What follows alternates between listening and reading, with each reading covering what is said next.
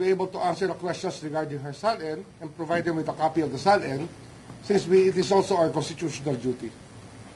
So, it's institutional, and I will not be the one to answer those questions. It is the people who keep track of the records. Okay? No more? Evan Alvarez po from UNTV. Ombudsman, kanina po nag-testify po yung from DPWH kanina sa Sandigan Bayan. Nabanggit po na si Yusek Cabral daw po yung allegedly nag-uutos kung sino po yung mga ilalagay na proponent doon sa database ng infra projects. May update po ba tayo kung saan po yung Cabral files na tinurn over po dito sa Ombudsman? May mga ganun po ba indication na siya daw po yung... Actually, we cannot anymore talk about her in the same light because she's not here anymore to defend herself or to answer questions regarding her work. That's why I don't think the Cabral files would even be relevant here in that sense. I cannot speak about her, except probably when we form theories of other cases, then she will come back because she was used for planning. She will come back as relevant again. But as far as statements about her, I cannot comment on that. Pero sir, kung sabi yung usay ng Cabral files na tinurn over po dito? We studied it, but meron pa tayong findings. No? Yes, sir. Meron naman. Pero in conjunction with all the other... Yeah. In conjunction with the others, we did it through AI also. Binasa rin namin through AI. And there were some findings that we treated as leads to the other investigations. Ombudsman, pagyan ko din. Sir, yung kay Sandy ko, yung pagkakahuli sa kanya, paano po ito makaka-apekto ngayon sa ongoing investigation niyo? And if mapapalik na mo siya dito halimbawa, remember, he's still a fugitive from justice technically until he comes back to our jurisdiction. He's still a fugitive from justice, and fugitives from justice have no rights, no right to defend themselves when they're in court, when there are cases against them, unless they submit to the jurisdiction of the court. And the only effect would be he will be under the jurisdiction of the court, and he can lawyer up. That's about what it amounts to. Diba? Magkukuha siya ng abogado, then they will start putting forward some defenses. at ipatatawag nyo rin siya, Ombudsman? Yes, there are still ongoing investigations. Since he is already if he is already under our jurisdiction, we will subpoena him to come over to explain matters under investigation, still under investigation in this office. Thank you, sir. Sir, pwede po ba maging state witness si Ramil Madriaga sa Ombudsman's proceedings sa malversation charges against past presidents? Actually, I have not followed Ramil Madriaga's statement, honestly. I have not been very particular about that. I have not been following the impeachment proceedings too much, except for the fact that we have to supply them with documents. Because impeachment is another function under the Constitution which we respect, and which we know that it is the province of the Congress and the Senate, the House of Representatives and the Senate, to go through with the impeachment proceedings. So we don't really interfere with those things.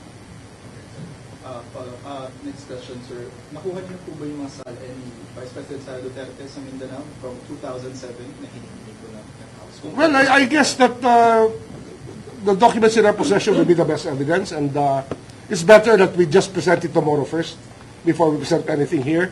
Let's just give due respect to the House on this matter. Kung ano man ang sasabihin bukas, yun. Diba? Sir? Hello. Yes. Hello, sir. Good afternoon. Yelas Kapatid, Jamay News Online. Just like to ask for an update on Attorney Ryan Kilala.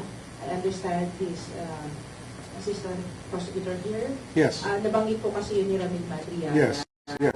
Sa affidavit niya, na-mention po kasi ni EO na We are we're reconstituting the IAB, and it will be a matter for the IAB to take up, the Internal Affairs Bureau, or Board, Internal Affairs Board. So, bahala na ang IAB to of that. Motu proprio, they can actually take up the case of Mr. Kilala. Sir, nag-ano ba siya? Kasi may show, understand the show cause order.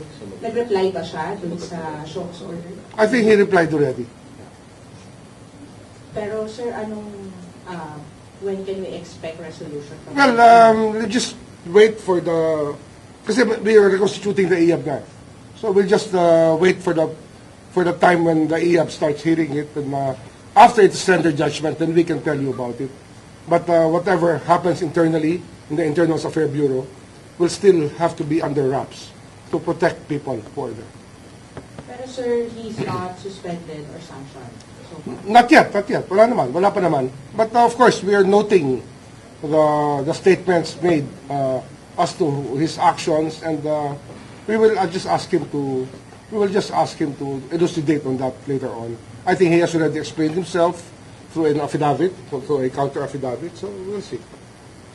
sir, having heard that, na nabanggit yung ombudsman dun sa recipients allegedly ng confidential fund, did you issue a reminder or is there a need to issue reminders to prosecutors about being involved in these things? I don't think it's necessary. Everybody here knows our duty and what's legal and what's illegal.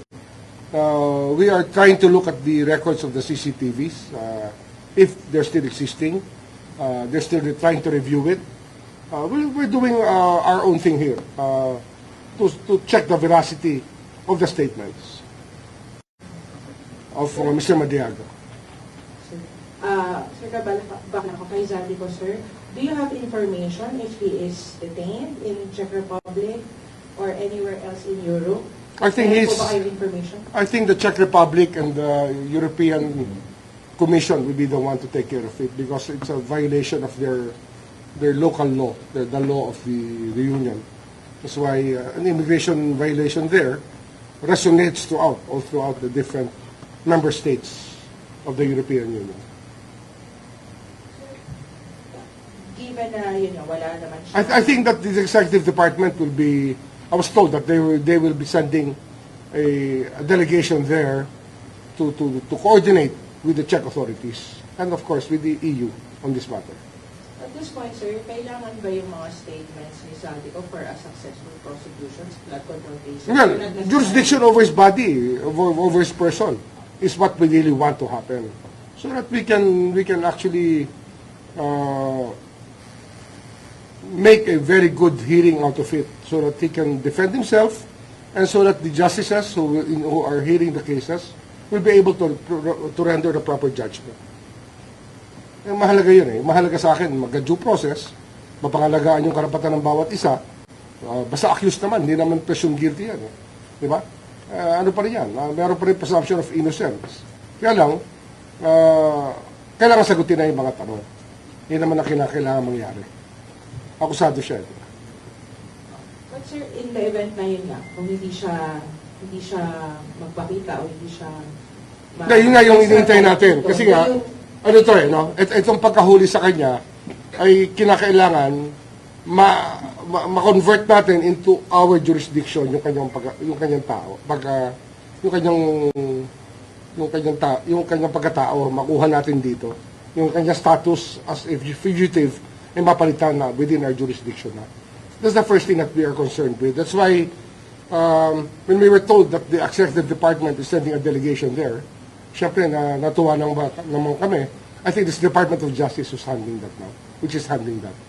Kasi sila rin na may hawak na immigration. Kailan nag-send ng delegation doon? I think, when are they leaving? They're leaving anytime. I think that they're leaving anytime. They're on their way there.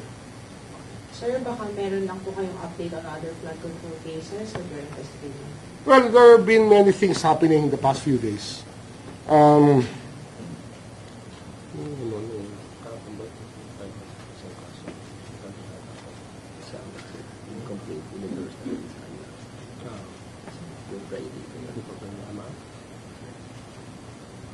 Well, we're waiting for the AMLAC, the AMLC, to file a freeze order on Martin Romualdez.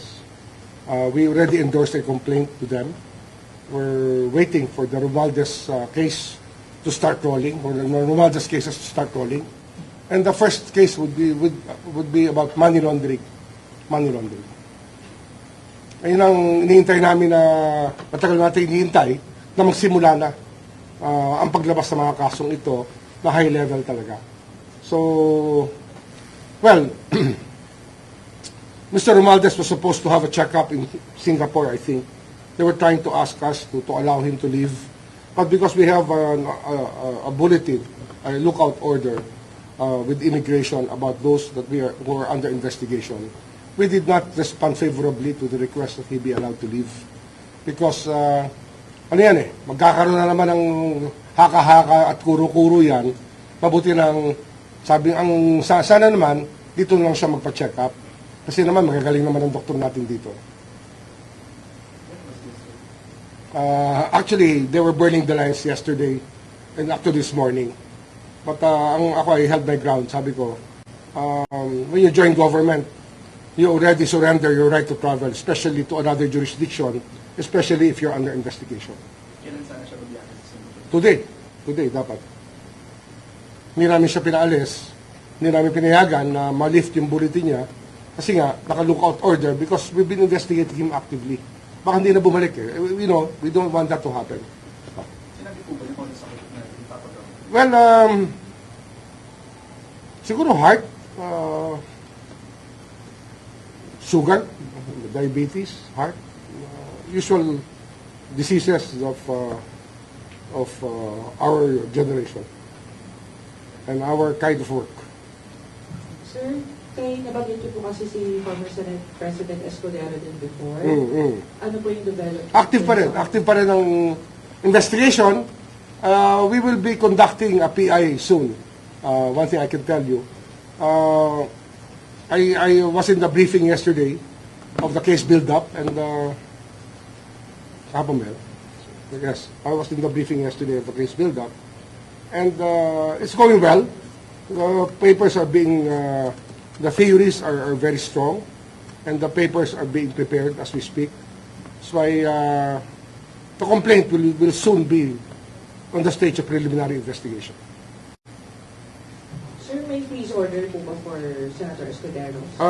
We will get there also. Papunta rin tayo dyan. Kasi dito nung nagkaroon ng 30 Tamarind transaction, we took it from there to start investigating that money angle already. Kaya, one of the active cases right now is money laundering. Yun ang talagang pinupush namin sa AMLAC na ma-resolve kagad para ma-freeze natin ang funds. Ano yan, mabigat kasi yan. You'll find out later on pag pwede na namin ilabas ng detalye. Ombudsman, related pa rin to dun sa pinakaunang case involving Romualdez tsaka kay Escudero, yung money laundering case. Hindi, iba pa to. This is a different, iba na naman to. This is different. Pero still related to the flood control scandal. Probably. But it's related to corruption and money laundering. So, I mean, corruption is a predicate crime that's attached to money laundering. so clear na inimbestigahan po ngayon si former House Speaker for Yes, alleged yes. corruption and for the... For money laundering, yeah.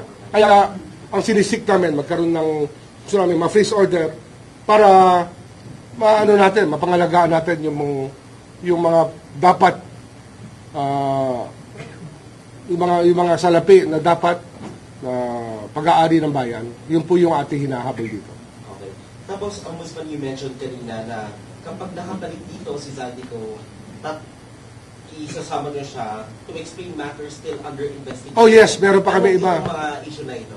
Bukod sa flood control. Iba to. Flood control. Pati yung main case. Yung main case of plunder, conspiracy to commit plunder. Kasama siya dyan sa main case. Na kasama rin, yun nga, former speaker tsaka former Senate President. So malaking tulong po talaga kapag nakabalik na dito si Zaldico to shed light on this. To shed light, or if not, it's not going to shed light, to listen to his denial. Dalawa lang naman yan. Diba? Kung aakuin niya o tatanggi niya. Kung aakuin niya, di sabihin niya kung ano nangyari. Kung itatanggi niya, di sabihin niya kung anong depensa niya. Sir, when do you expect the phase order from AMLAC to take effect? Well, very soon. Kasi nga, we want it filed already. Yan ang aming pinupush talaga ngayon. We expect it to be filed by tomorrow. So, give or take a few days for the Court of Appeals to act on our request. Siyempre, hindi madaling kalaban yan, sasabihin ko sa inyo. Lahat ng mamahaling abogado ay nakuha na nila para depensahan sila. Pero kami rito, naniniwala kami na nandito kami sa side ng batas at sa side ng taong bayan. Sir, dun sa paalam niyo na magpapacheck up sa Singapore, may nabanggit ba supposedly kung gaano siya kahaba mawawala sa Philippines?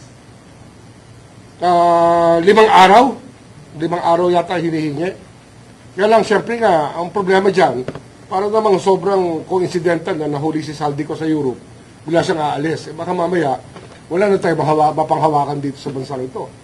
Lahat ng ating nais pasagutin, mawala na lang sa ating jurisdiction. Nag-iingat lang po tayo. Pinag-iingatan natin ang karapatan ng ating bayan din. May karapatan din tayo mga Pilipino na sabihin sa kanya, wag mo na umalis.